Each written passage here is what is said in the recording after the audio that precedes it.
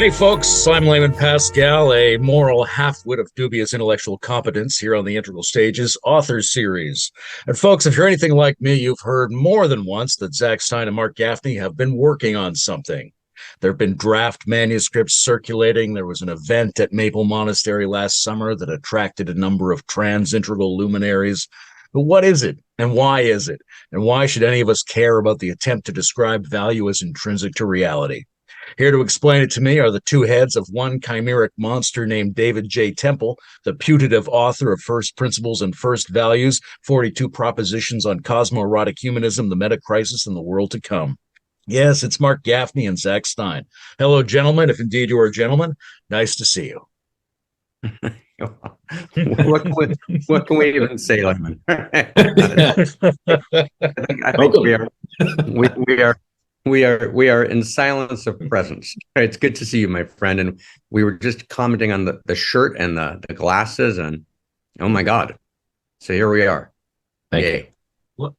Let's talk about this character to start off with, David Judah Temple. I've got two questions. One is, how and why did you pick that particular name? And the other one is, how do you imagine this guy? Do you picture him somewhere? Does he have a backstory? Does he have a life? I mean, David wanted to be here today. He did. He couldn't make it. He's hard to describe, enigmatic, of many identities, actually. World traveler, well-educated, Oxford and Harvard, and other places.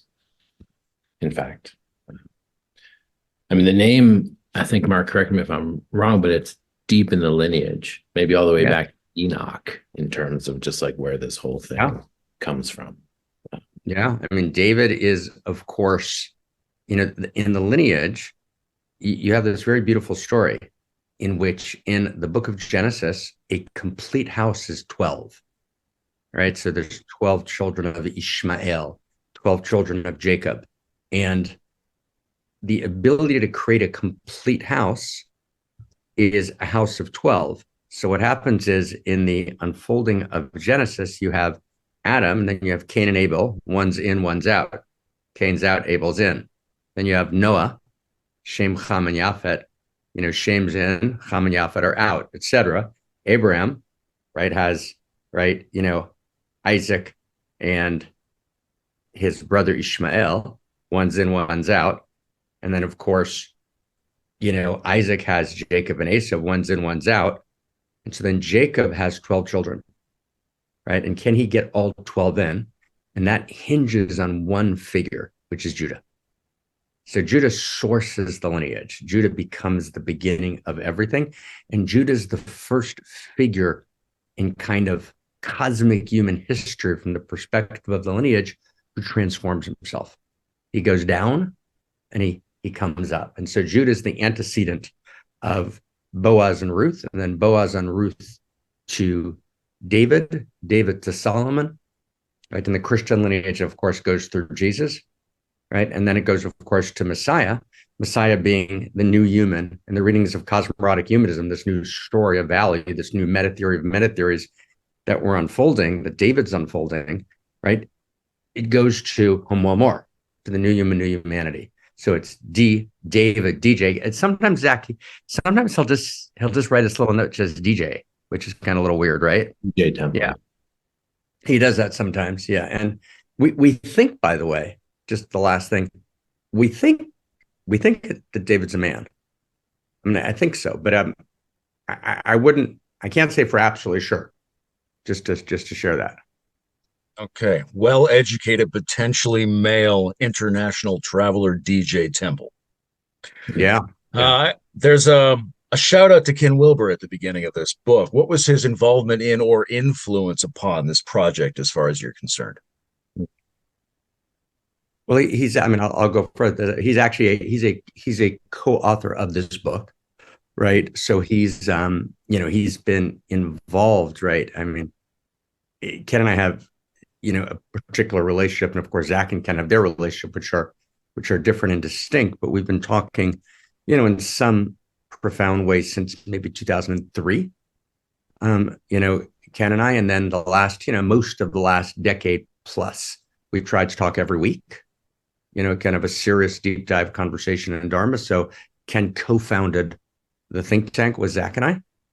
Right, so Ken's the co-founder of the center, right? He's been, virtually at every board meeting. There was one board meeting we just did. He was at 5, 6, 7 hours. We did this deep dive. So he's been a very important interlocutor, for many years. He invited me at a certain moment in the development of Integral, to join him in something called the Integral Spiritual Center back in 2004 or 5, which was a formative moment. But then we did Integral Spiritual Experience, which I was delighted to found with Ken and Sally. We miss Sally Kempton. We miss dearly, and Diane. And this particular book, Ken, Zach, and I must have done, I think, Zach, right, maybe some 12, dialogues of several, many hours each. Recorded. You're recorded that, we'll be sharing, kind of really discussing in depth and really kind of going through and, talking in some degree of depth and, deep interlocutorship on, the core structure of ideas as we were unpacking them, and he would challenge them and we'd go back and forth. And it was a complete delight for all three of us. And in general, before I turn to Zach, on each of the David J. Temple books, there's always a potential third and fourth person who may join. There's always, so there could be different, wonderful luminaries who join for different books because they have a particular contribution to make. Is that accurate, Zach? Yeah, and for this, it was, I think, 10 or 12.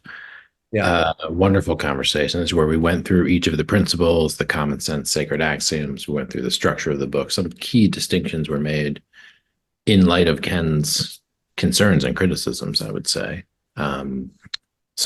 True co-authorship for sure, and long-standing collaborative discourse about what's been unfolding that we're now calling cosmoradic humanism. Yeah. So speaking of cosmoradic humanism, let's unpack the concepts that are packed into the subtitle here for people. So what do you guys mean by cosmoradic humanism? What's your definition of metacrisis, and how are you imagining the world to come? Yeah. Maybe let's do like this. We'll each go back just to kind of create a kind of frame. I'll answer one first, and Zach will follow. Zach will answer one first. I'll follow. We'll just kind of go back and forth. As we usually. Yeah. Okay. No, that's great. So when we talk about cosmoradic humanism, there's a work that I was delighted and privileged to write, a bunch of years back. I was just talking last night, actually, to the scholarly editor of it, who I haven't spoken to in a long time, David Seidenberg. And it was called Radical Kabbalah. And it was a couple of volumes, which I wrote at Oxford. And I sent an early kind of 1,300 page version of it to Ken, which I think, Ken, I remember Ken went through it like really beautifully and gorgeously and ecstatically in 3-4 nights, and send me, many, many, many comments on it that I still have in our email thread. I think even he marked up the copy. I think that marked up copy actually got to Zach, which how Zach and I found each other eventually, and through Clint Fuse, who's a wonderful man and professor. So in that book, we're talking about a kind of the evolution of non-duality, right? If you kind of frame it that way, right? A kind of a non-dual evolution in which the non-dual realization is not about the effacing of the human being. So if the Shekhinah, the divine eros, speaks through the voice of Moses, it doesn't mean that Moses has gotten so empty that there's no room for the, right? Moses is so empty, he's not in the way at all. So the divine speaks through him as through a flute instrument, which is the general interpretation in the non-dual texts across the great traditions. But actually in this lineage, the lineage of Solomon, this particular expression of the lineage of Solomon, actually what it means that the Shekhinah speaks through the voice of Moses is that Moses is so present. His heart is so clarified. His deepest heart's desire, right, which is the desire of the very ground of reality, is so alive in him that his he realizes his ontic identity of wills with the ground of being and becoming with the divine. And I called that then acosmic humanism or non-dual humanism. And Ken wrote a beautiful introduction to it. Sean Hargens, did a beautiful piece there, and we actually just recently spoke about it. And acosmic humanism became, right, when we brought it together with strands of thinking, both in that early work, but in multiple other places, which is a longer conversation, but drawing on complexity theory and on chaos theory and on the exegesis of the Song of Solomon's and on, later strands in emergence theory and on molecular biology and, an entire series of works, Vajrayana Buddhism, Kashmir Shaivism through Sally Kempton was very important, right? All that came together to describe Eros. So acosmic humanism became cosmorotic humanism. And there was a moment where Zach and myself and Barbara Marks Hubbard and Christina, right, we were in Portland and we were thinking, and we said, okay, we've got to go downstairs and just sit together and the name is going to emerge. We went downstairs and we sat, and must have been, I don't know, 5-6 years ago, but not more than that, right? Zach's not more than 5 years ago. I don't think so, because right. And the name cosmorotic humanism emerged, which is the quality of cosmos. Maybe one more sentence and pass to Zach. I'm sure he'll have much to say about it. I was having a long conversation a little while ago with our dear friend Daniel Schmatzenberger, and we were talking about the true self-realization. So Daniel pointed out, right, that one of the most exciting things that had moved him in cosmorotic humanism is that the way we're understanding the true self-realization is we're not understanding it as being, I move from separate self to true self, and I realize I'm identical with the field of awareness, which is generally how it's understood. And we're saying, no. I realize I'm identical. I'm not separate from the field of desire, the field of eros, the field of value. And we've specifically moved away from nomenclature like consciousness and awareness for lots of reasons. That conversation has gotten very confused. And we've introduced a nomenclature of eros, intimacy, value. So cosmorotic humanism is that reality is eros value, a new term that Zach and I coined together. It's eros value all the way up the evolutionary chain and all the way down. The human being uniquely incarnates eros value, and the human being is participatory in that larger field of eros and therefore influential, creative in it. So that's just a sense of cosmorotic humanism. There were 2 questions. What was the second one? That was a great, I think, overview of cosmorotic humanism. There are many components to cosmorotic humanism. It's a meta theory or a philosophy. I would say it's a world philosophy. So it emerges at a time when the planet can be taken as an object, and emerges at a time when a lot of history can be taken as an object. And emerges in that time between worlds when you're actually operating on the possibility of a world to come, right? So it is a emergent world philosophy that intends to tell a new story of value. And this question of what do you do if you can't just speak of God? What do you speak of? And I think value is an interesting way to enter a different type of conversation about the universe that we've been trying to have again since we started to make fun of that way of speaking about the universe, right? So modernity disenchanted us. Postmodernity went full-blown kind of nihilism on us to a certain extent. And so this question of how do we reconstruct value at the core of the conversation in our culture? And there's never been a civilization that has run on a absent story of value, right? Civilizations run on ideas about what's valuable. They don't run on the idea that basically there is no such thing as value, or we make it up, or that there's nothing valuable. So there's a very deep issue that we're pointing to in the book with the term metacrisis and this notion of moving to a new world, which is about this process of transvaluation, which is the overcoming, the turning into a new focus on value, that the old values are dead, that some new way of speaking of value is emerging, right? Because we killed the old value, and we talk about that, right? The critiques of natural law, the critiques of perennialism, the critiques of the pre-modern traditions from the perspective of science, all that we onboard. So we're not retro-romantic and we're not fundamentalist. And yet we can still speak of intrinsic value, and we can find in those languages that are present in the traditions, as Habermas talked about the traditions, the untapped semantic potential of these languages that help us protect vulnerable forms of life from encroachment in terms of the mega machine or the technological or the merely rational and the colonizing of the life form. So the project is one to reconstruct value, to find a way to speak in religious terms without kind of like just telling people to join a specific religion, right? And so to find tangible again, these simple things to say about the universe that are just demonstrably true. For example, that intrinsic value exists, that a tree is not just valuable because we say it's valuable, or because you can put money attached to it. You cut it down, you sell it for lumber, or you sell the view of it. No, it's valuable whether we perceive it or not. Right? So if there's a tree in the forest and no one perceives it, does it have value? Yes, is the answer to the koan. It's not up to us.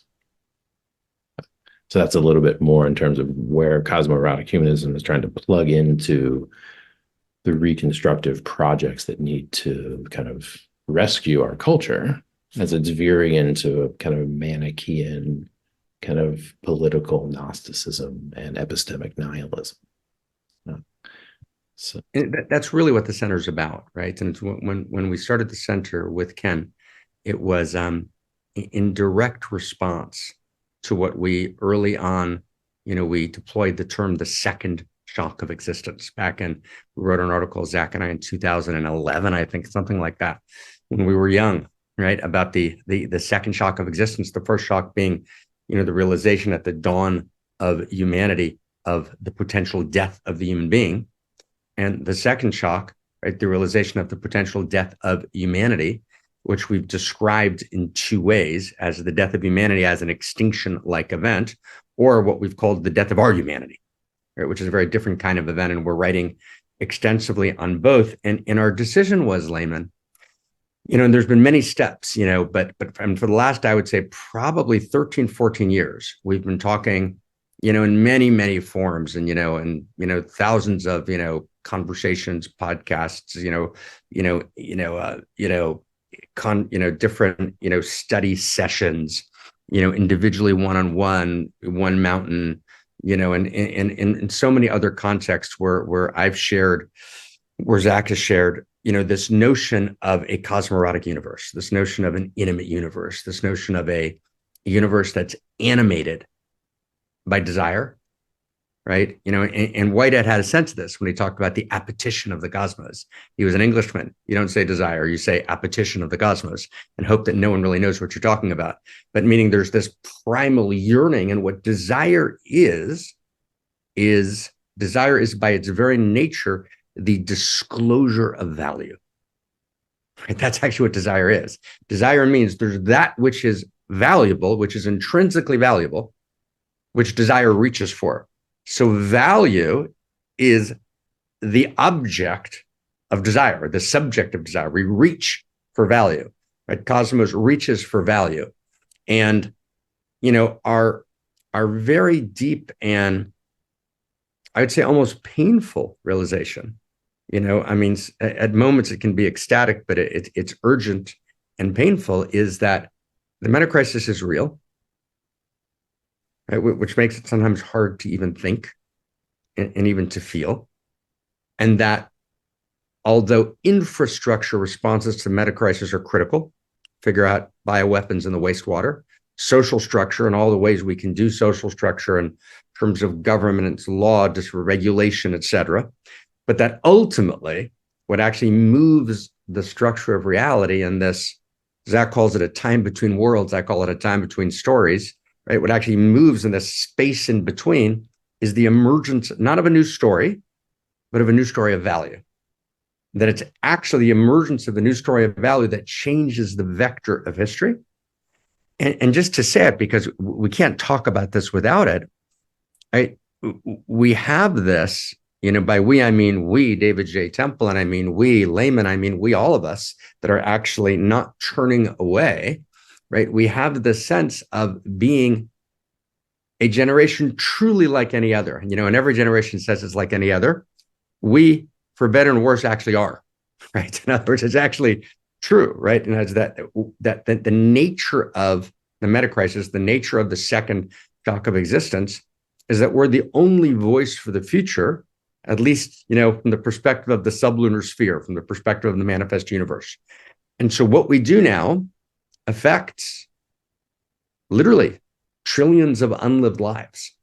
And so to actually be able to speak, as they did in Florence in that time between worlds and time between stories, in which they spoke into existence. Da Vinci and Paul Tillich points out there are not more than 1,000 people involved in the Renaissance. Kind of a shocking, you think it was right. It's a very, very small group.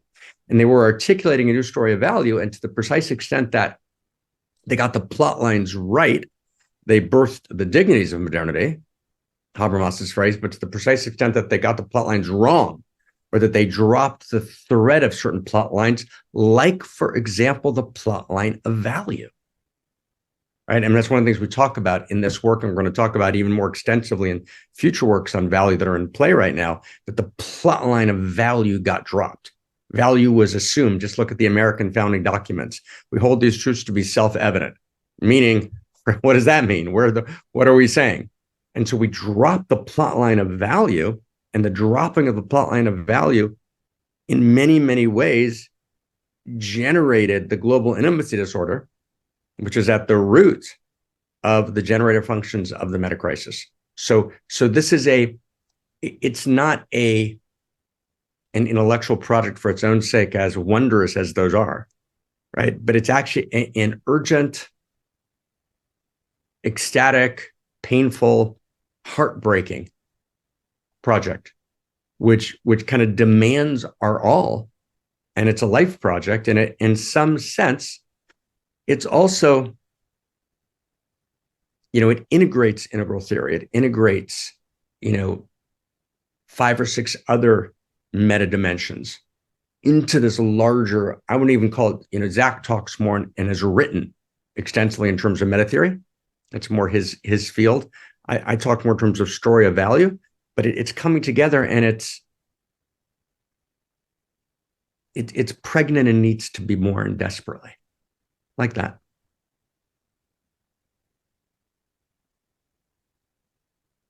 The speaking of value, because we can't speak of God, seems very straightforward and pragmatic. I find this idea of desire as a kind of sensory organ for the detection of value that is already intrinsic to the world very interesting.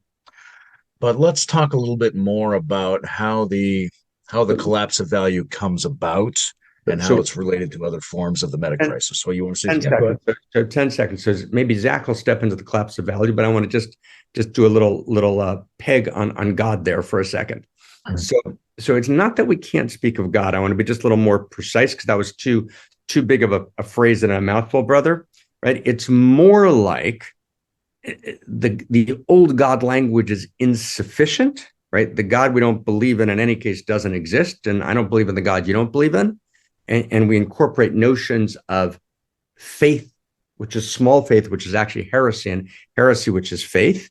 And we're very religious. I want to kind of just say that, we've actually pointed the center to be a center for world philosophy and religion, right? Rooted in integral wisdom, right? But religion is we've put at the center, and God's at the center, right? God's at the. I want to be really clear about that. And God, who is first, second, and third person, the ground of all of reality, right? Who both holds us, who's beyond us, who inheres in us, who calls us from the future, who's underneath it all and beyond it all, right? Who's the ultimate karma, who's mystery and unknowable and unspeakable.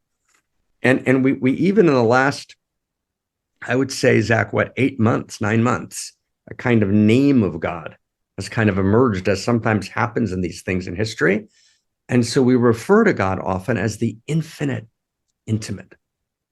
God is the infinite intimate. And you can feel right? I mean, when the word first was spoken, my whole body was like, oh, the name of God we can use, right? The infinite intimate. It's different than Mat or Geist or, or implicate order or Atman is Brahman or Adonai hu Elohim or Christ, or which are all important. But something new has to emerge, and the infinite intimate somehow. So God at the center, and yet recognizing that so much faith is heresy, and so much heresy is faith. So just to hold that before maybe Zach, you maybe speak into layman's inquiry about how the collapse of value happened. I mean, it's related to this question because the reason why the term infinite intimate is so important is that it isn't the word God, is that it's more descriptive than the word God, because the word God has become useless in many contexts, which is to say, if you just throw it out there, you don't really know how it's going to land, and chances are that it may not land well.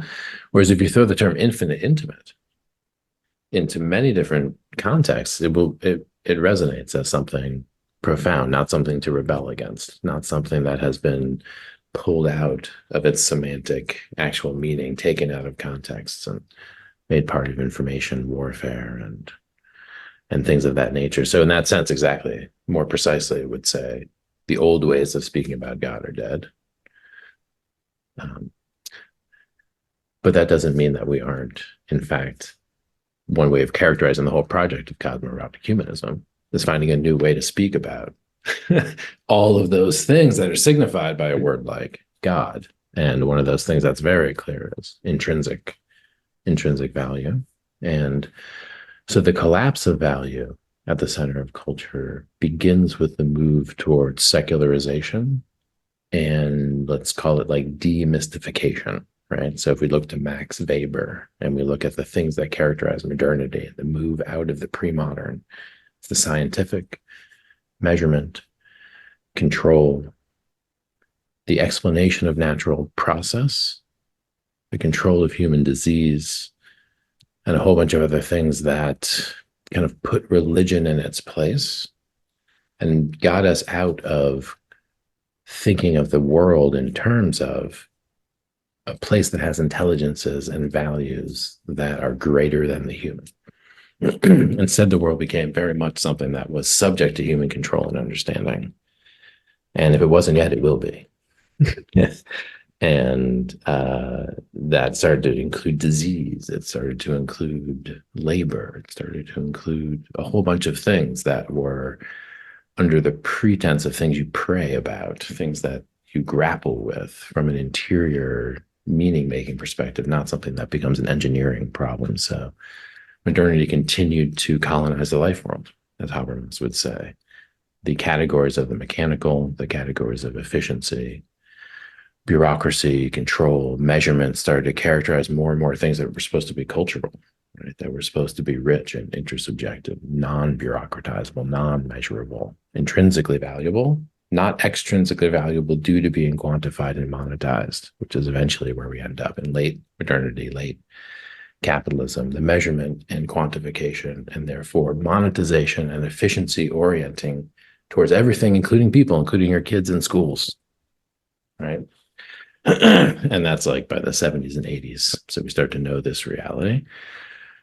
So by that time, like, for example, the intrinsic value of learning is destroyed by standardized testing infrastructures that drive efficiency-oriented decision-making, that override the categories we would use to describe our own children, categories that are rife with languages of evaluation that are rich, intrinsic value, instead overridden with quantitative predictive validity, like the SAT score, the IQ test, these types of things.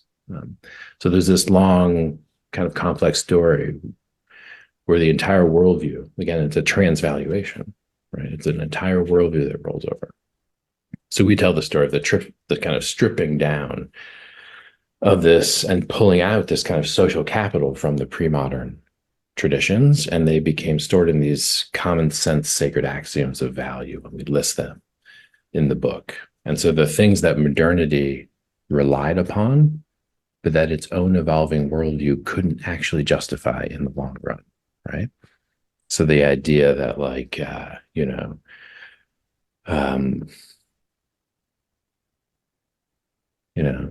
like there's some of them are very obvious, but the one to get at is like, there are better and worse choices, right? And that seems like one that should be hard to undermine, right? But in fact, the idea of democracy, the whole idea of democracy is that, no, the king doesn't tell us via God as an intermediary what the right choice is. We, the people, decide what the right choice is. The right law as opposed to the wrong law as a result of the will of the people or some democratic choice. So this whole, or like the whole notion, justice, right? What's justice? Justice is a result of good choices as opposed to bad choices vis-a-vis how we treat people. So it's fundamental. But then we get science to a place where, in fact, we can describe and explain away using neuroscience and behaviorism, and in fact, pursue it as a research agenda to explain away the very reality of your choice. And then postmodernism, cultural studies and other things start to undermine the idea that better and worse exists in any real way. So two angles, the kind of reductive scientific materialist kind of demystification, and the kind of postmodern cultural anthropological relativism, which also says, like, yep, choice. You think you're pursuing something that's intrinsically valuable, but actually that's just like your opinion, man. And that's just been given to you by your culture. And you might as well be pursuing something the opposite. So that was like a couple ways into thinking about, okay, now we're in a position where when we try to stand up for anything, right, it's very difficult. So like the protection of children from social media, to me, seems obviously something that needs to be done.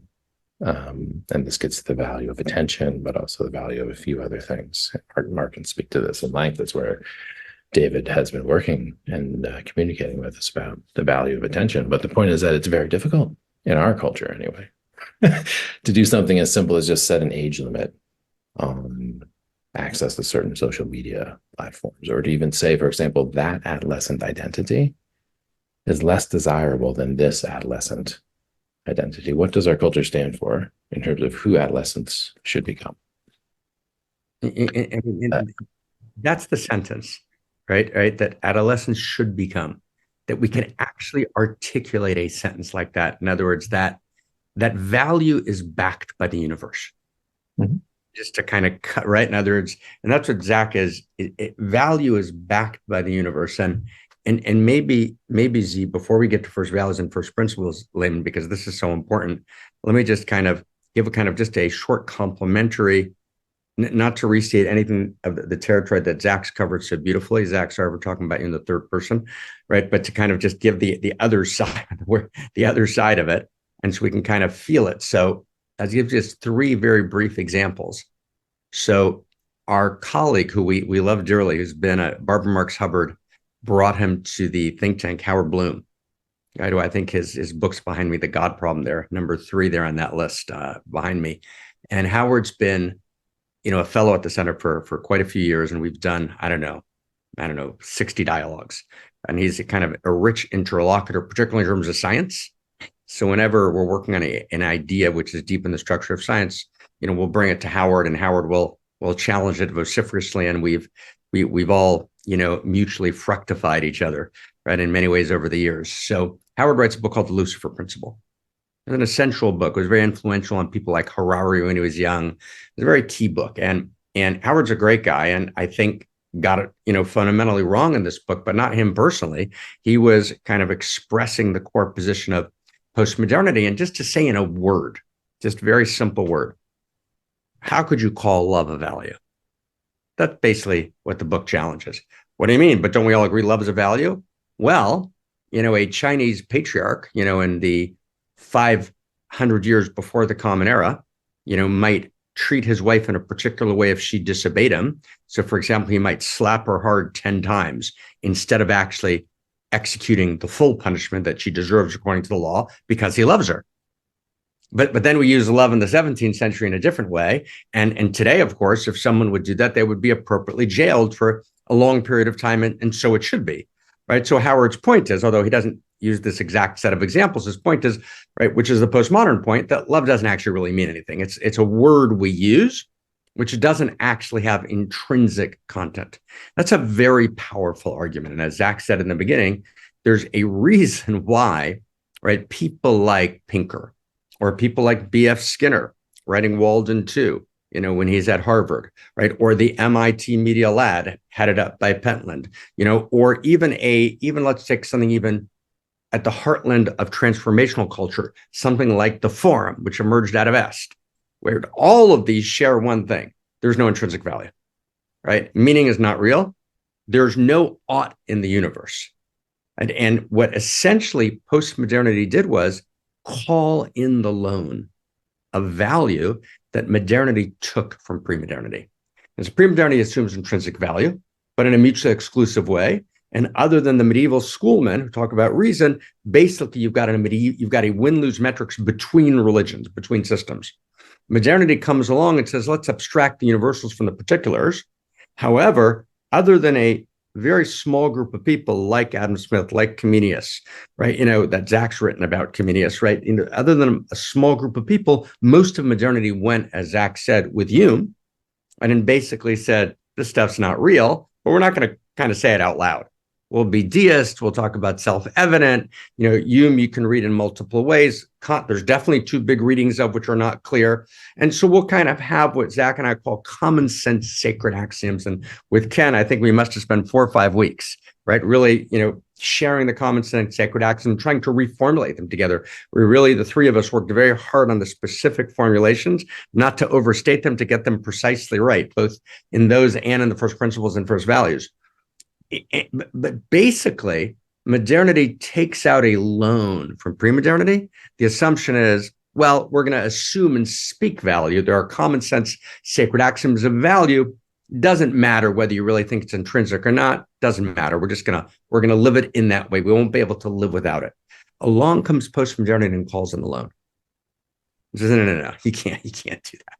That's not okay. It's actually all driven by power. Early Foucault, et cetera. And then what happens is, as Zach said, so beautifully, the very notion that in education, you can have some vision of an ought, some vision of what it should be, is fundamentally undermined, right? And the trickle-down effect is not minor. It's actually the destruction of the very fabric of civilization itself. And so the ennui, George Steiner, the emptiness is so intense that the only story we have left is a kind of sop romantic story, right? Thinking, okay, we'll just give you a romantic story. We killed all the gods except for Aphrodite, right? But then Aphrodite doesn't actually make it without all the gods. So Aphrodite dies also, and Skinner says in Walden 2, and Mark Zuckerberg says, oh, there's an algorithm which can tell us, right, how and why and when people love each other. Right, cited, by Carr in his book Utopia is creepy, right? In other words, love disappears as well. There's no more ought, there's no more value.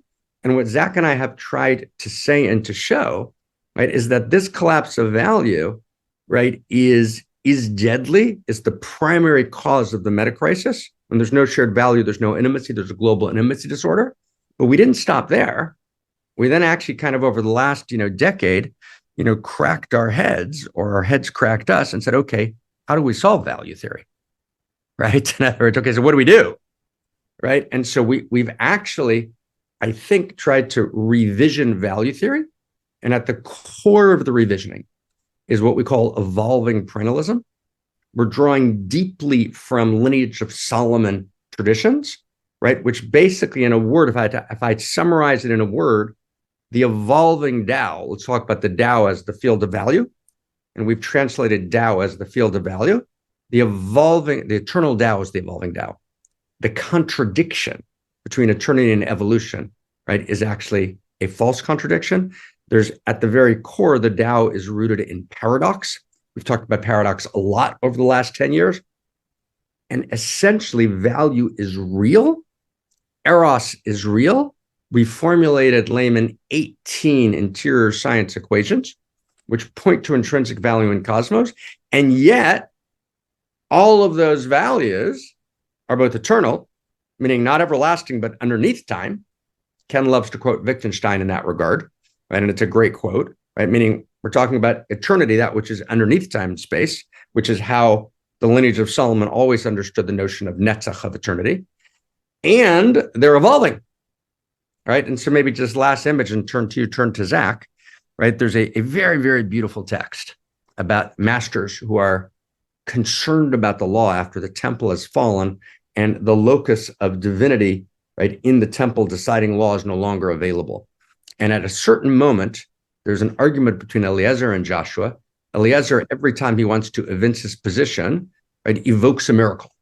The carob trees, uplifted, the walls of the study hall, fall in, the stream flows backwards, and Joshua keeps saying, I'm not impressed with your miracles. Really, let's stick to the law. And finally, he says, if I'm right, let a voice from heaven, let God speak and say the law is like Eliezer. Yatsa bat kol, a voice goes out and says, halacha k'Reb Eliezer, the law is like Eliezer. And the text reads, Kam Rabbi Yeshua al Raglav. Joshua rises on his feet, his interlocutor, and he says, Lo b'shamayim, it's not in heaven. We decide the law. God's eternal law is evolving. And then a voice emerges from heaven and says, Nitzchuni banai, my children have triumphed over me. But the actual text is netzach, which means eternity. My children have made me eternal by evolving me, is the right reading of that text. So at the very core of the lineage of Solomon, which incepts the Renaissance and its mystery schools, is this notion of the eternal Tao is the evolving Tao. And what that does is, layman, which is unimaginably exciting and important, is it actually solves, if you will, value theory. It's the default assumption of, let's say, the Pinkarian community, which is that you actually can't intelligently speak about intrinsic value that's preordained and eternal, is because they identify value as only preordained and eternal, which we're saying is actually a mistake. And at the very core of first principles and first values is this very, very subtle and rich philosophical revolution, which speaks about eternal and evolving value. So that's at the very core of that conversation. Sure.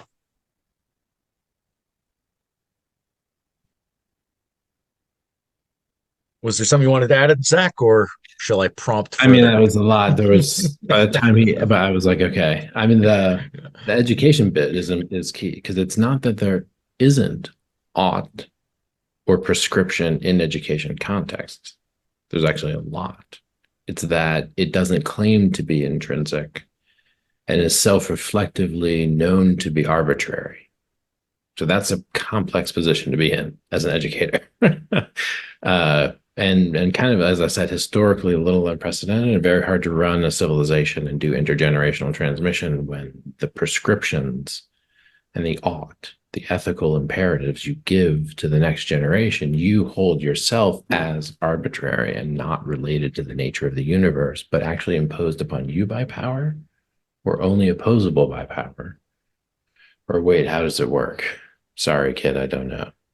Right? And so that is a mess. So that's not, we're not saying no one's telling kids what to do. In fact, we're really telling kids to do a lot, and thereby assuming a lot of prescriptive power and grounding it in power. And because you know that it's arbitrary, means there's no reason to argue. And in fact, this is just about power.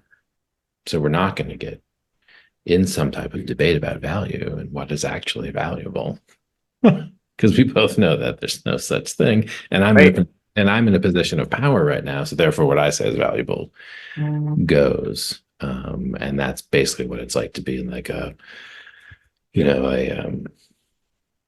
the context of thinking about school reform or school council meetings and things of that nature, where there's deep evaluative issues on the table that are unfolding in the school community, need to be discussed as reasonable and profound by adults who are sharing together a sense that there is a field of value and therefore a way that we can progress and evolve value together. Because what we used to think of value isn't working clearly.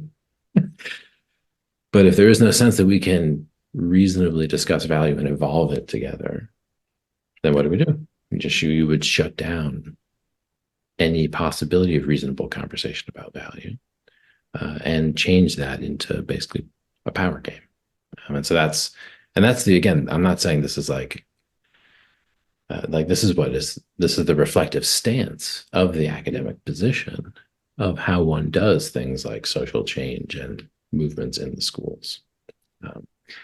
And again, it is the stance of someone like Harari, who at the end of the day says that this is all fiction. Value is all value. The things we value, the things we pursue as a civilization are fiction, that the universe does not have some preference for how humans ought to be, that there is no reasonable way to think about what the universe might be here for or be intending to do, then in fact that question may even be delusional.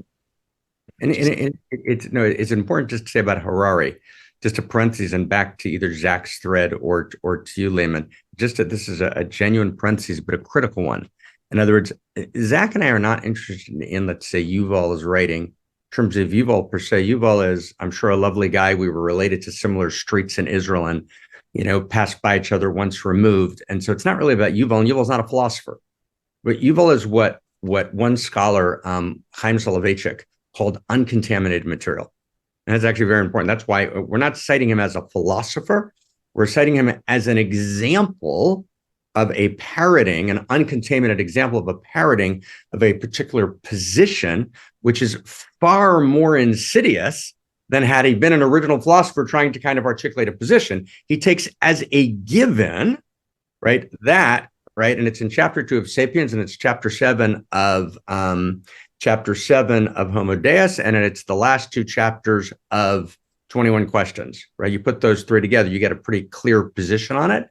But he takes as an absolute given that value is, he uses the words fiction, figments of our imagination, social constructs, right? And compares, for example, an Englishman going to work for Amnesty International in the 21st century with an Englishman going to butcher Moors. And he says, quite literally and precisely, that these are just stories. They're both made up stories. There's no intrinsic difference between them. Now, had Yuval just written that, even if it was uncontaminated material, we still wouldn't cite it, right? We still wouldn't mention it. But, and just look at it as a social artifact. So Barack Obama endorses it. Bill Gates endorses it. I'll go through the list, right? Jeff Bezos, when he did his COVID interview, there were 2 books behind it, and one of them was Sapiens. Now, can you imagine 75 years ago, my friend, that a president of the United States endorses a book that says that value is a fiction? I mean, literally, in that instant, he would lose the election. He would be decried, right? And society would rise up. The fact is, no one even noticed. It was a non-event. And so that's why we're pointing to Harari. We're pointing to him as an expression of a movement in culture, which is a given, right? It's as Zach said, it's a given, right? You speak about value, you're somehow a Luddite. Right? You're an interior Luddite, if you will. Luddites, about technology, value being an interior technology or you're an idiot, right? Which is, of course, not true, which is why we had to revision value theory. And I'll just last image, Zach and I sat down about a year and a half ago, 2 years ago, and we've been working on this, on and off in different ways and in different contexts for about a decade. And we finally sat down and said, okay, we're going to have to, let's write these equations, right? And it was an amazing day. And we're like, okay, does this work? Right? Does this work? And we had many, many pieces and probably had written, you don't want to know how many words, but still we hadn't gotten to the actual And we had, I would say, a day and a half, which was a shockingly beautiful day. We're kind of, and this kind of years and years and years and thousands of hours of work and conversations just gradually crystallized until there were the equations before us. Right? And I think it was a before and after moment. And it's like, oh, okay. And so it's enormously exciting and necessary. So just that parentheses. John. Really like the element of critique in all of this, like the idea that there is an ideological suppression of our ability to co-create and update the evolving forms of value by refusing to acknowledge that there's a session to be had about value. So this non-acknowledgement of the oughts that are built into the system maintains a particular power frame, and it's maintained by the critique that there are only power frames. That's a very interesting approach. I like that. Yeah. Mm. You take us the next step, Layman. There's 1,000 places for us to go, but you guide us where. Yeah, one of the things that I'm curious about is, so you've got this story here where modernity transforms the world, and it's kind of borrowing from or coasting on the value that's embedded in the pre-modern system, and yet it's using that up. It's replacing, it's demystifying things, and it's replacing a lot of functions that used to be sacred with sociological and mechanized functions. And then later, post-modernity has to deal with that somehow. But why is the solution value theory? Why is it a story, and why is it not a technological transformation if it's something like a technological transformation that sort of drove that modernity change in the first place? Why aren't we just looking to a new machine and a better algorithm and something that will fundamentally change the world we live in, rather than sort of an intellectual picture about how things could be different? Zach, I just finished. So you pick this one up. I'll pick it up after you. Yeah, I mean, I'll say something which is kind of obvious, which is that the technologies we design follow from the values of the worldviews that we hold. And so in a very basic way, the technology you would be hoping for, right, would have to be the result of such a hope. How else would it come about, right?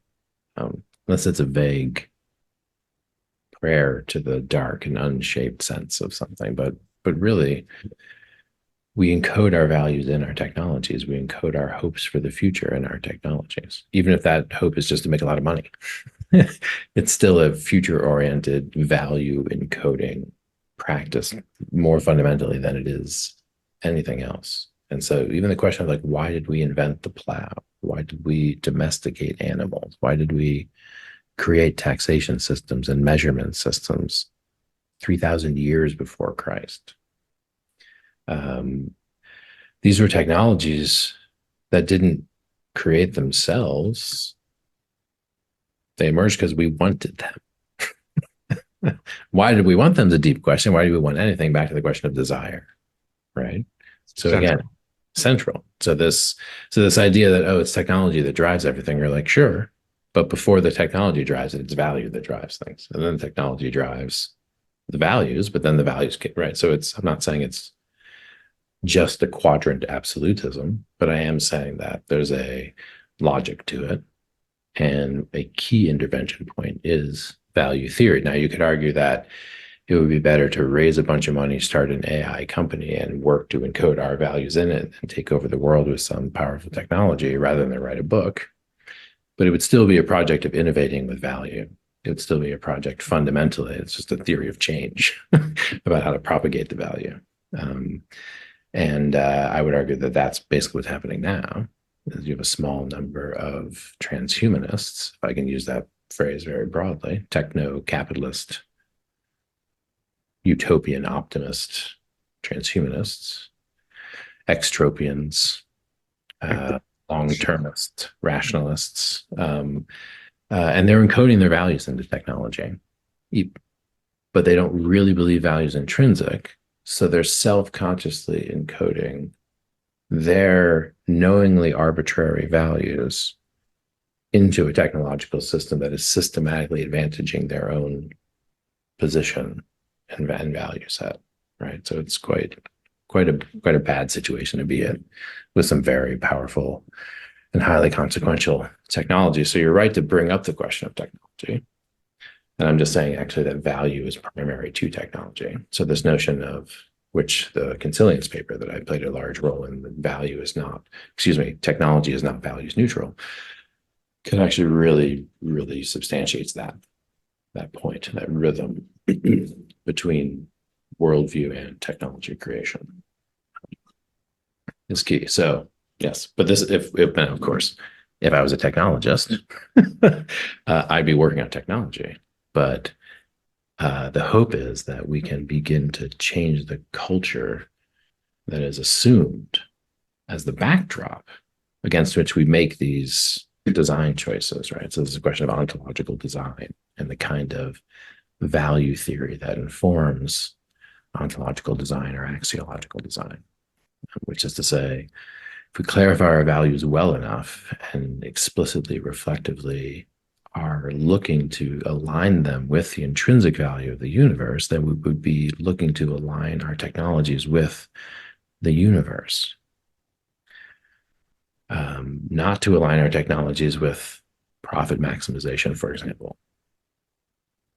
Unless you believe the universe is trying to maximize profit according to the way that we define economic value now in our current legal system, this late in fiat currency and et cetera. So it's like, maybe we shouldn't design technologies to maximize profit. Maybe we should design technologies to maximize the values that the universe is trying to maximize. Like maybe we should design technologies to align with the universe. That would be a cosmoerotic humanist orientation to ontological design based on these first principles and first values, which is the long play. Ultimately, the next book David's working on furiously now, actually, is on techno-feudalism. It's on the Skinner's box that's consciously being designed. 2 volumes are already written that we're putting together. So the next place, the place we demonstrate the importance of this whole framework, this whole world philosophy, is in that problem of advancing technology, rapidly advancing, highly consequential technology being encoded with the wrong values. Proposition 41 in First Principles and First Values points towards the book, right, in a kind of serious way. And it's, when we said earlier, emergent, Zach, out of your description and layman your inquiry, we said earlier that the Tao is the field of value. It's a very important sentence. That's not a given, right? In other words, we've been saying it for many years, and now people who have heard it said over the last decade they say it as a given. I said, no, guys, slow down. Let's understand what we were doing there, right? We're saying something very important that ultimately, let me see if we can say it this way. There's what we're bringing together in cosmoerotic humanism, in some sense, is everything, but everything that we've worked on, which in some sense, and this layman, we'll get a little bit anecdotal for a moment, kind of shift the tone, which is, so let's say all of Zach's educational work and metatheory and metrics and development, which are very much, fields that he's deep in, and all of the work on identity theory, unique self theory, lineages of Solomon, eros, intimacy, all of those kind of conversations. So they all come together, right, in a very particular way. And essentially, what we've been trying to do since, in various ways, 2009, 10, is solve sets of problems in value theory and identity, right? It doesn't make sense that we go from separate self to true self, right? There's been, for example, a conflation of separateness and uniqueness. So let's disambiguate separateness and uniqueness and establish unique self, eros, intimacy, education, metrics. And what we're trying to do is kind of bring it all together, right, in a way where you actually have a coherent worldview from which we can incept reality. We can create this new reality. Now, at the center of that, right, you can't move without value. So we used to talk about the Dharma, right, for many years, right?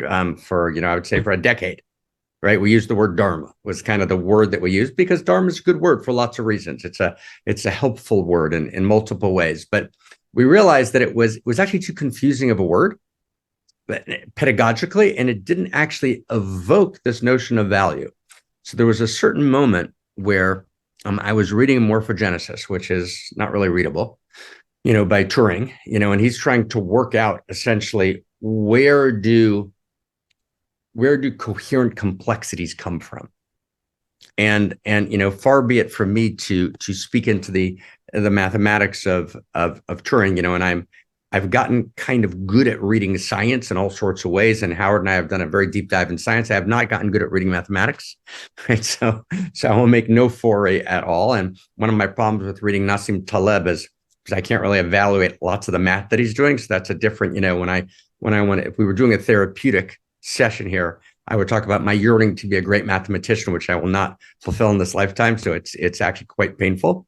But in any case, underneath the mathematics, what the best readers of Turing have established in their summation and their recapitulations of Morphogenesis, which I think is accurate, is that what Turing basically says is the way you get to coherent complexity, right, is through simple first rules that are iterated again and again and again, which then create coherent complexity. So at that moment, as Zach and I were talking, it was a decade back, there was this realization that actually the same thing's true about interiors. That actually the way you generate a coherent complexity in the sense of Snowden's complex system, which we say in cosmologic humanism means that there's allurement between the parts, that they're not dissociated, that they're intimate in some way. The way you create coherent complexity is by iterating again and again and again simple first rules, which are really first principles and first values, right? So and the first principles and first values always answer three questions, which are all value questions in the end and their nature. And they are very simple. They are, where are we? Who am I? Who are we? And what ought be done? Three very simple questions, but primal, fundamental. And notice that why is not in them. Why is a theological question? We're not doing theologic. It's where, who, what ought be done. And from the simple first principles and first values, which are disclosed as the very plot lines of reality's story.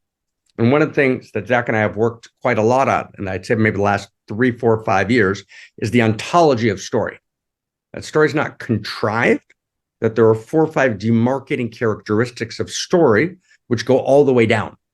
That actually story is a first principle itself, a first principle and first value of cosmos, all the way up and all the way down. So what drives the story, which takes us back to the meta crisis, which can actually shift, because in the end, this is not an act of kind of intellectual gymnastics. This is in response to unimaginable present and future suffering, right? And so I just want to come back to that. This is motivated by love. It's motivated by eros. It's motivated by a desperate need and desire, deepest heart's desire, to respond to suffering by telling this new story of value. I mean, that's where it, and so you can't, without value being at the center, there's no conversation, right? And it's kind of like, we were talking about free will, and Zach pointed to a passage of Habermas that I was actually unfamiliar with, where he talks about, you can't actually communicate without some notion of freedom being implicit, which of course it's the way the lineage talks about it in the same way, right? Meaning without value, that's the point. These are first principles and first values. You can't move. And so unless we can reclaim a ground of value, which is a field of value, which is, big quotation marks, evolving parentalism, we can't actually live together. We can't be intimate with each other, because intimacy means there's shared value. And this global intimacy disorder is at the heart of the meta crisis. And one of the most really beautiful parts of the book is as an outline of like 14 dimensions of the intimacy disorder, the 14 alienations. So that's a little bit of a just into that, which is just at the very heart of the conversation. Maybe in our next conversation, we'll get to some of those. Yeah. So this book is a subset of this larger project that you're working on. You're hoping to incept a new world. You're hoping to shift from the notion of values as fiction to a story of values in which both value and story are understood as sort of intrinsic to the ontology of the world. I'm curious what the time span, what the frame is for the intervention that you think this project is. Is it more to prevent catastrophe? Is it more to thrive within the time between worlds? Or is it more to provide a blueprint to generate another kind of world on the far side? You've been eavesdropping on our conversations, Layman. That's or you must maybe did David call you? He might have. Okay. All right. Just checking in. Zach, you wanna start it off there? I mean, it's a very important question because in a different time, very different theory of change. And actually the project of reconstructing value wouldn't have been the project. And so when I said before that this is a project in a time between worlds means that the way you think about culture change is very important. And in fact, succeeding in the existing culture isn't the goal. If you look at people like Sorkin, who looked at these processes of transvaluation during civilizational transformation, one of the things that you see, in fact, is movements from periods in civilization when authorship and identity are important to periods in civilization where authorship is intentionally obscured, where authorship is intended to be harder to identify, and so that the cultural objects are immune from a certain type of association with the prior culture, and therefore associated with the culture that is emerging, but hasn't emerged yet, so that the cultural movement outlives the founders and outlives association with the founders by design. And so, one of the inspirations for David J. Temple is that theory of change in civilizational transformation is one where if you know what type of civilizational period you're in, then you think carefully about the very nature of the project you're doing, the type of intervention that you're doing. And so prior periods, like the period when the Zohar was written, like the periods when the great books of the Axial Age were written, these are similar periods, which were periods when you would occlude identity, which of course now we're talking about the book, right?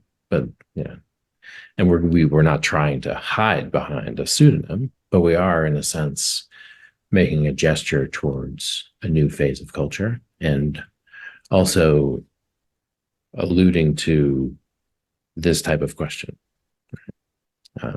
which is that you don't go to the front door and kind of knock on it. You know what I mean? And when the center is, meaning like when the center of the culture is being destabilized, when the center of power can't justify itself and is being delegitimated by its own first philosophies, then you don't go there trying to reason with that thing.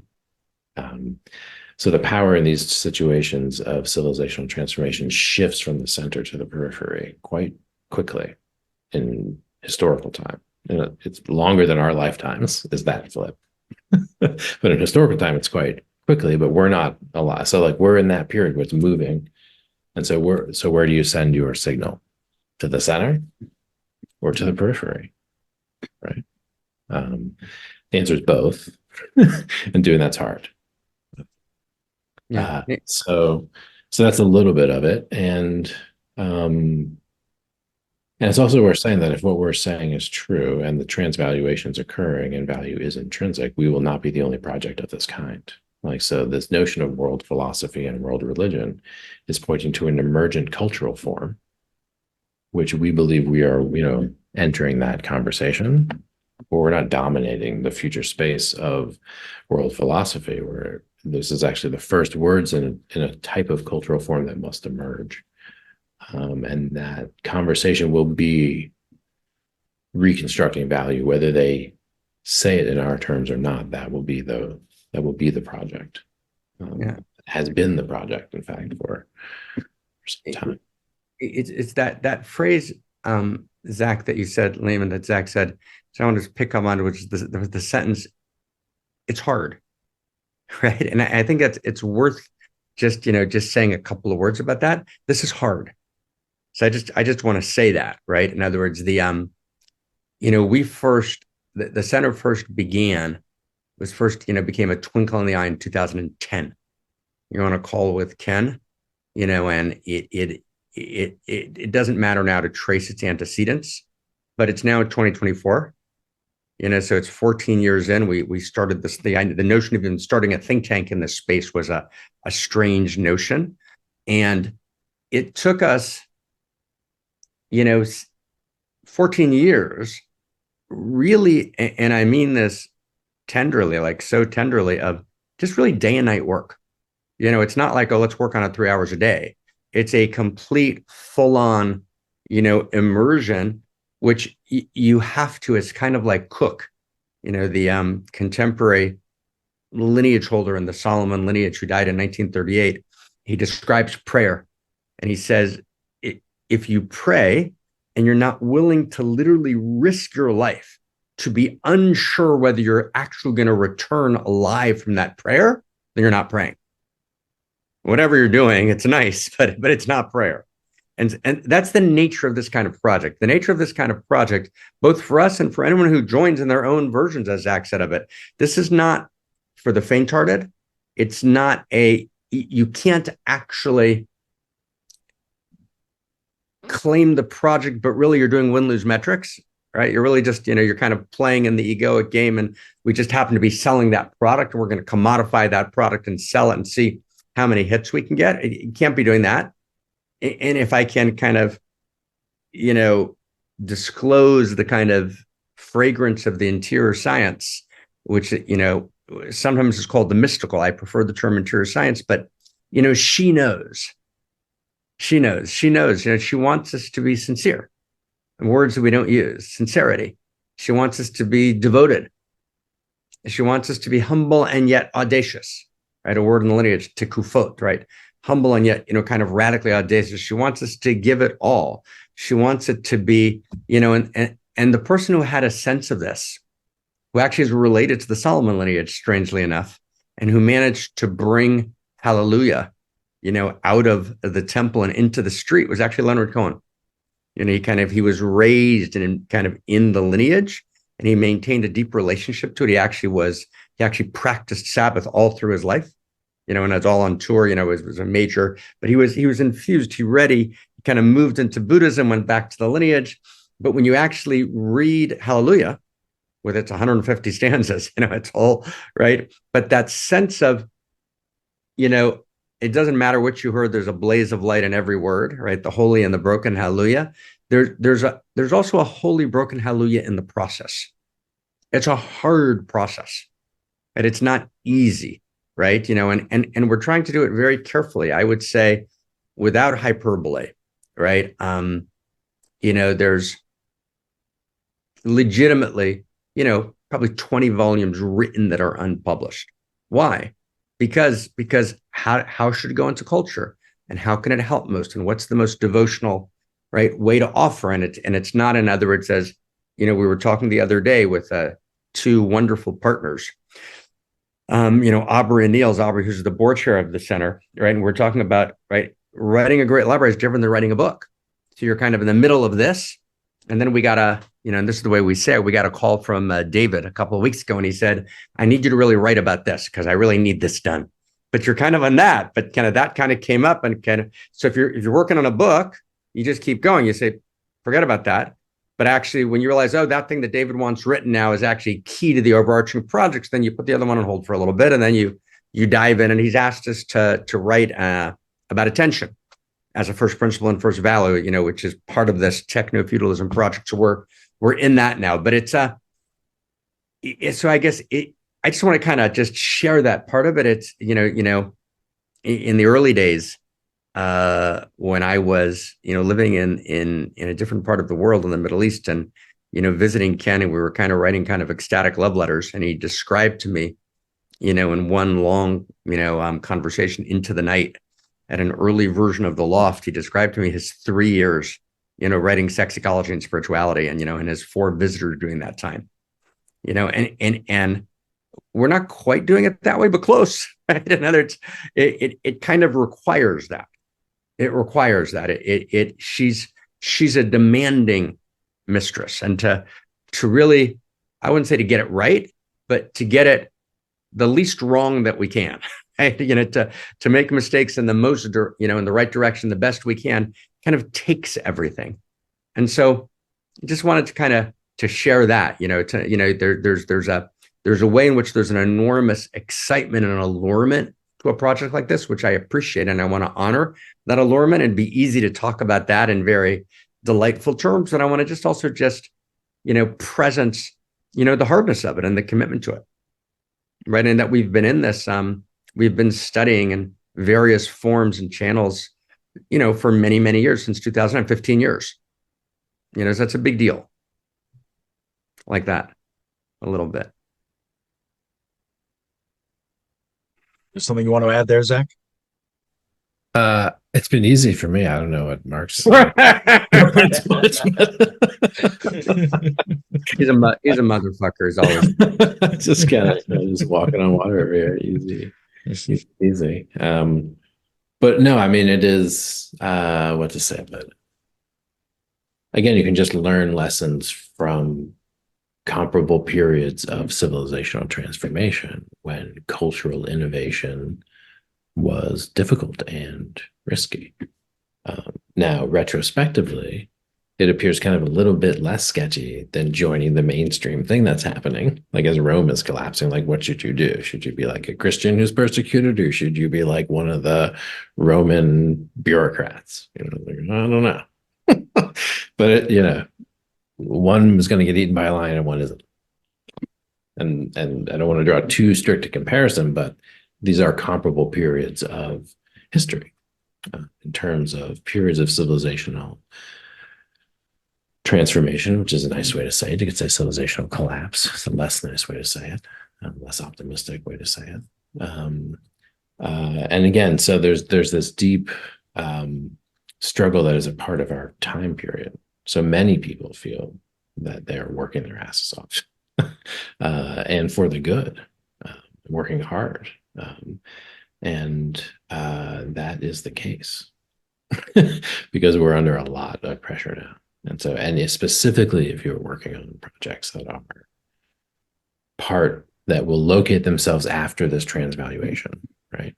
Projects that are de-worlded, projects that don't have a location, if you will. I call this in my work on Comenius the liminal work in the liminal, between worlds. That's intrinsically more difficult than work in a world. In a sense, almost no matter how hard that work is. So I think that's a key reflection. And so there are many people who are deep in and you face unique struggle. When I'm thinking about producing coherent complexity through the iteration of these first values and first principles, in a way, I'm imagining a software intervention, and it raises the question of the hardware, or of like the human organism that has to undergo these iterations, and what's required in order to be available to be a participant in that process. And the places my mind goes on that are, have people broken their hearts enough in the value crisis to be ready for a new approach to value? On the one hand, have they suffered it deeply enough? And on the other hand, do they have the physiology to be capable of value, right? Do we have the hormonal chemistry? Do we have the brain health? Do we have the blood oxygenation we need? Like, what's required of a human organism in this time to be able to be a participant in iterating a new value system, a new approach to value? Yeah. And there's a lot to say about that, and I'll just say one thing briefly.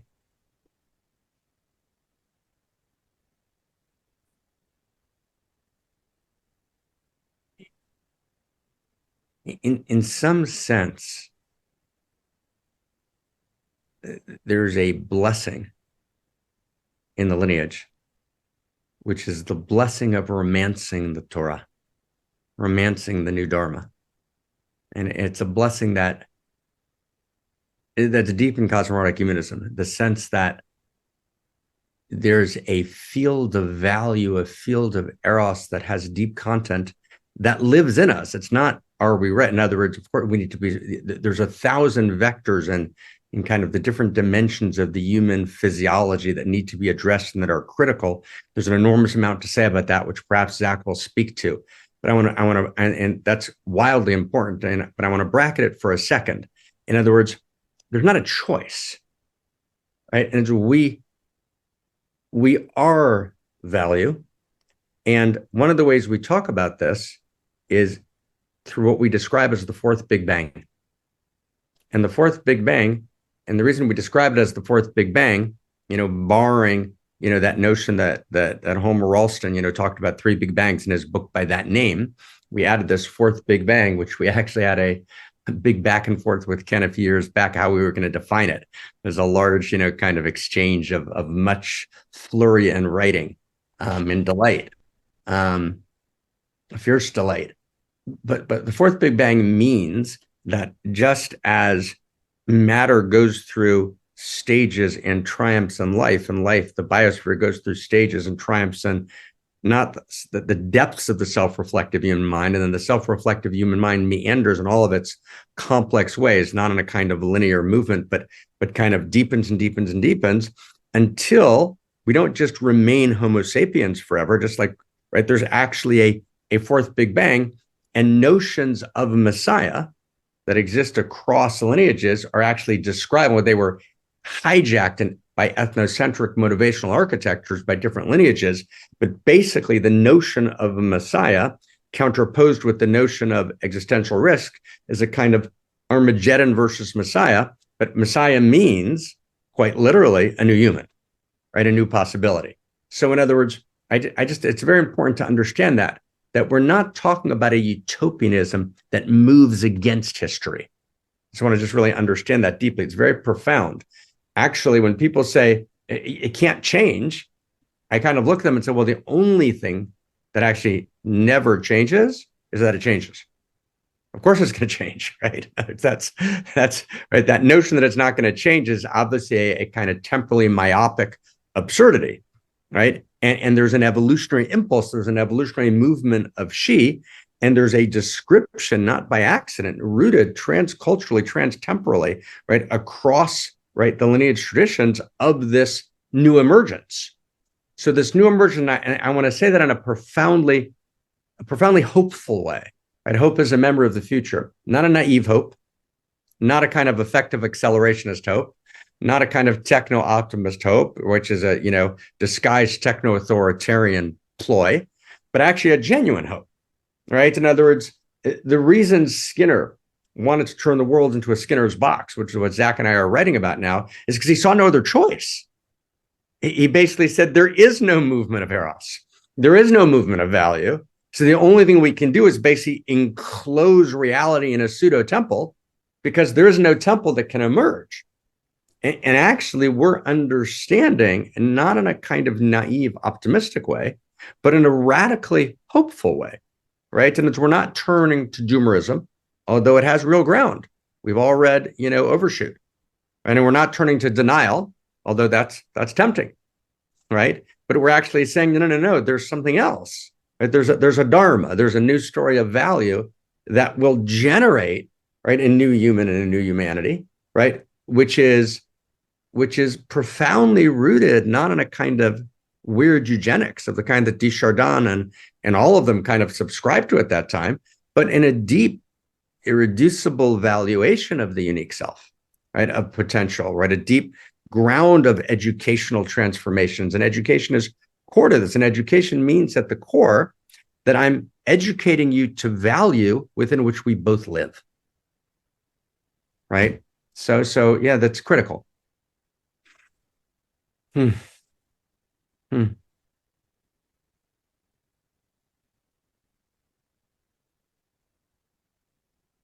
don't know how many people have been exposed to these texts already, but I'm curious whether you see any patterns in that exposure. What kind of people have you found responding most positively to these writings, and what kind of people are finding it irrelevant and problematic, if any?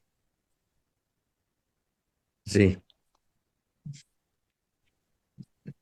Interesting question. I mean, this book is just now available for pre-order on Amazon. It can be purchased through Amplify, and so it's just getting out. So the question of how people respond to this book specifically is hard to get at. Now, we did have a symposium, which was convened last summer about a prior version of this exact text. And overall, I would say that it was, let's see, it was a complex reception, but largely positive. Let's put it that way. And we intended a complex reception. We didn't. I mean, it should be. It's a complex book. That wasn't negative. That was like it was seriously considered. So let's say that one response is that it is being taken seriously, which is good, because one of the risks that you run with projects that move in these realms is that it's dismissed, it's dismissed without consideration. So we got a bunch of very serious people to take it very seriously. So that is a first step. Of course, there's a group of people who've been working with the center for, decades, who have integrated the basic principles of cosmoerotic humanism into the way they understand the world, into their engagements with existing traditions and practices, and including the sciences and other things. So there's clearly the group that's been profoundly influenced and have engaged with it, studied with it for years. The question of who the intended audience is kind of one of the things that you're asking. At least one of the questions that I hear what you're asking. Because it is the case that there are certain types of readers for whom I think the book would be too challenging. And again, if you're coming from a well-indoctrinated postmodern position, for example, it would be, I think, easy to dismiss the book without considering it seriously. And so that would be, I think, one whole class of reaction, either ad hominem, or that the class of project itself is not the type of project one should be doing. The idea that you would create a planetary scale narrative project that attempts to re-articulate a core story of value to shape the future of a civilization that would be very unlike this civilization. Some people would say, we don't do that. That's a weird project to do. That's a weird project to do. And they would dismiss it out of hand. That's the critique of the grand narrative. This is the whole premise of postmodernity, is that it's going to be legal to speculate and work at that level of grand narrative. So I do think there will be that reaction, inevitably. But I think I would say, there's a large group who are, postmodernity has exhausted itself. So I think there's a hopefully receptive move here. But again, we haven't done market research. I will be teaching a course through Parallax, where we'll have some students that will give me an opportunity to get them doing some assignments and actually seeing if people understand it and can apply it and transfer it and work with it. So I don't know, Mark, if you have any. That question. Thank you, Zach. Right. I think as Zach said, it's probably a group of, several thousand people kind of in the, a small group in the inner circle of kind of study and reading that have been with us in this for a decade plus, 15 years. And just to say, I think that there's a beautiful phrase in the Zohar called Chavraya Kadisha, the holy band, the sacred band. And there were two great gatherings in the Zohar. And one was the Idra Rabbah, right? The great gathering. The other was the Idrizuta, the small gathering.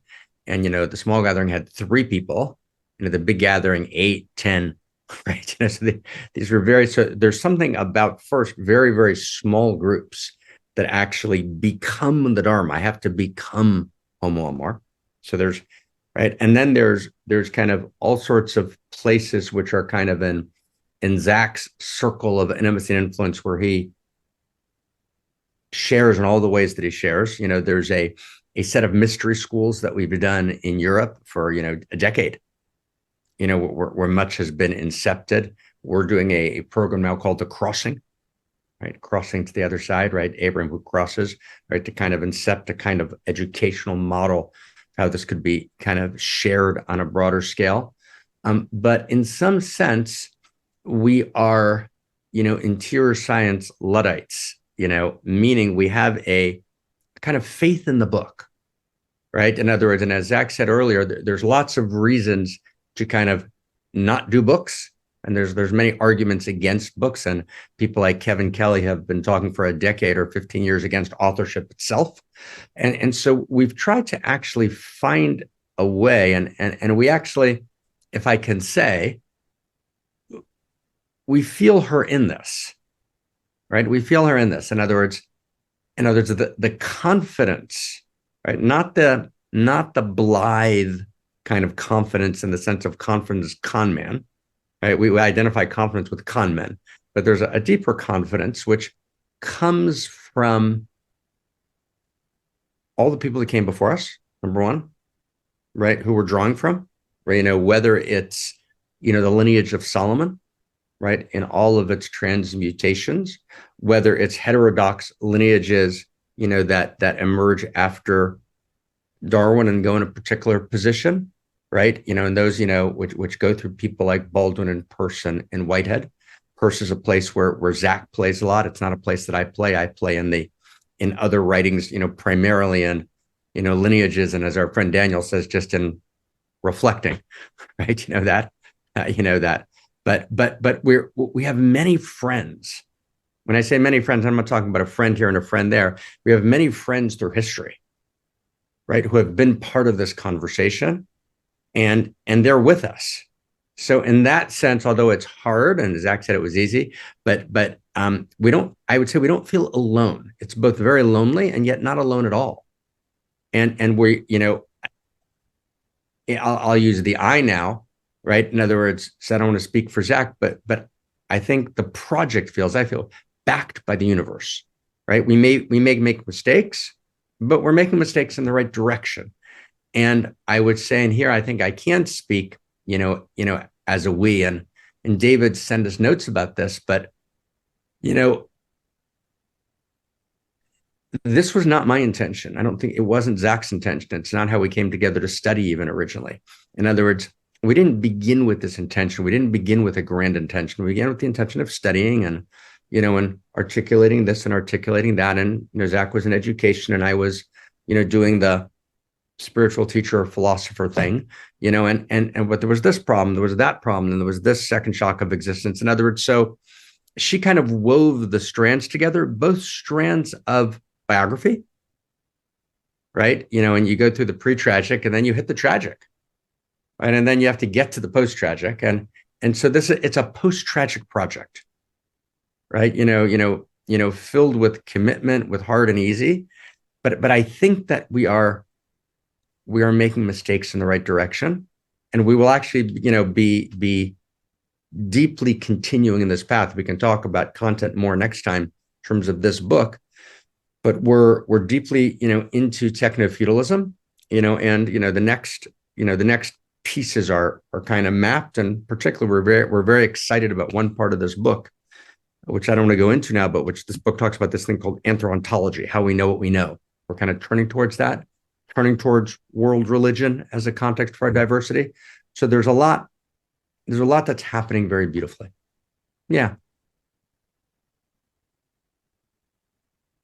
So any potential critique of your regressive Talmudic embrace of the book is mitigated by the historical friends, the momentum of the ancestors, and the movement of the divine feminine combined with the needs of the future.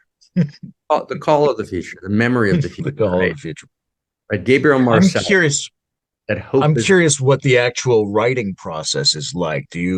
What happens when DJ Temple calls? Are you writing different sections? Are you trading off? Are you revising each other's work? How does that go down? David does not allow us to talk about this. David's Super, very, yeah, he's super very, private question. It's a very yeah, private. David's very rigorous about this. In the end, manuscripts emerge, but there's like lizards' tails and witches' spells and those kinds of things happening, and different fragrances, and moving through the spaces, and somehow words find their way onto a page in some semi-coherent way. And I apologize, Layman. David would be quite upset with us if we, he's quite, Zach, isn't he? He's quite strict about that. I mean, artists don't reveal their process. That's a thing known about it. They say that's a saying, right? And David adheres to that saying. Yeah. Okay, fair enough. We shan't broach your secrets. But this was a great start. Yep. Yeah. I got a couple more questions, and yes, next time we'll do part 2 of this, and we'll get more into the conceptual content, in particular around anthro-ontology, and a deep dive, I hope, into the 13 principles of alienation, which really captured my attention. And I'm curious, though, thinking about even just this phrasing around first principles and first values leads one to think about the potential of second principles and second values. And I'm wondering what almost made it into this book. What would the 13th proposition have been? What didn't quite make it into the text? This gets to manuscript construction, because originally this was a huge thing, which included what is now called techno-feudalism, right, which is the second volume. But originally the entire thing was conceived as including this conversation about technology critique, and specifically the dangerous situation we find ourselves in now, where technologies that control our experience and choice are encoded with nihilistic anti-value. Let's put it that way, or something like that, right? So that was the project. And then as we started to get the different arguments clear and start to actually really do some of the writing and all these things, it was like, oh, okay, we're going to piece it out into 2. So a lot was removed from this book in one sense. And then we started to have this notion of, oh, it's the tip of a spear, right? It's like the minimal viable mimetic payload to get cosmoerotic humanism a sense of what it actually is. So that sense is very much there. But even now that David has us looking at techno-feudalism, thinking about attention, we're thinking about, well, attention is actually a little bit not primary enough in this book. And if you can actually reconfigure or revision a lot of the dynamic equations for the second order first principles, first values, in terms of how attention plays in them. So that list itself is evolving. Let's maybe just use that example just to pay attention to it for a second. So just, because it's just fresh, David, somewhat annoyingly, called, I would say it wasn't even that long ago. It was maybe 2 weeks ago. I didn't really call. He doesn't late really. At night. It's always late at night because he's so long. He's difficult. But in any case, Beijing. So yeah. And so, if you take a look at a book like Surveillance Capitalism, take a look at a book like by Brett Frischman at Cambridge University Press, which appeared like 6 months before Reengineering Humanity. Take a look at Nicholas Carr's 4 books. And I think Carr, by the way, was seminal. His book, The Shallows, in 2011. And the internet was quite good. Glass Cage. What's even better is his collection of blogs from his rough type blog called Utopia is Creepy. Or you look at that book and you look, and I could list 8 more. This is just one I just happened to have just looked through, which is a very good popular book by a lovely man named Johan Hari, right, which is about stolen folks and stolen attention, right? What all of these books share in common, first of all, they all did a great job. I just want to, there's this kind of style of intellectual, mounting behavior, right? Which basically just kind of, I want to just recognize all these people did great work and that it was important and valuable, no but a very big and. right? Which is they all live within what Zach and I are calling the common sense sacred axioms. So, they all take it as a given that there's something wrong with stealing attention. But actually, they run into enormous trouble trying to establish why. So, for example, Zuboff, who did a magisterial job at kind of naming the mechanisms of the techplex, right, through surveillance capitalism. And we discussed that book extensively in the upcoming volume on techno-feudalism, but actually never finds a reason or a way of actually naming value. And she actually avoids naming value throughout the book. There are actually 11 passages on naming in the book. All of them you're waiting for value to be named, and it's never named. And instead, she does this feint stage left because she's down the hall from Pinker at Harvard and says, oh, Sartre. Sartre is my source. Sartre, the apostle of cosmic meaninglessness, is my source, right, for establishing value. That doesn't exactly work. And she kind of assumes no one's going to quite track it, right? You look at someone like Carr goes to Heidegger, right, to establish value. So what Carr will do systemically as a writer, and I think he did a great job. And if I ever have dinner with Nicholas, I want to just compliment him on just really but he pulls the punch, right? In other words, every time he's about to say, okay, what's the problem here? What he'll do is he has a method. His method is he'll go through very good science, which he will richly unpack, and then imply from it somehow that there's a value that's been violated, but then he'll quickly say to establish his postmodern credentials, but of course, right, you can't really name it as value, right? Hari, right? And he says, okay, we have to value attention, but nowhere in the book does he establish that attention's a value. And, the best he can do is say, well, we can't do depth without it. Well, so you just moved the issue to depth. Is depth a value? Is it a value, right, to be deep, right? I said to my son, I want you to think deeply. And he looks at me and says, why? I don't want to think deeply. Literally, it was just, he's a beautiful. And so I said, it's right. So we started a whole process of study. This is a couple of years ago. So depth is a value. It's not an option, right? That's right. No. Actually, right, you actually have to go for the maximum depth you can because you incarnate a unique depth of the field of value that lives only through you. And if you don't actually fulfill that, there's something actually fundamentally missing in Cosmos. Depth is not an option. And so David's really kind of messed up our schedule a little bit. And we kind of have been, as Zach said, kind of working with attention. And he asked us to kind of create a serious essay just on attention itself, right? So we're working on that actually literally in these days. So it's that kind of thing. And attention was always implicit. It's mentioned in the uniqueness equation. It actually appears in the uniqueness equation, but it's actually implicit right throughout all the equations. There's been a suggestion that it should maybe be part of the first order equations, but that's too much for people who haven't read the book. But so the equations themselves are evolving, and yet we'll talk about it next time. They're pretty good. They're pretty good, like that.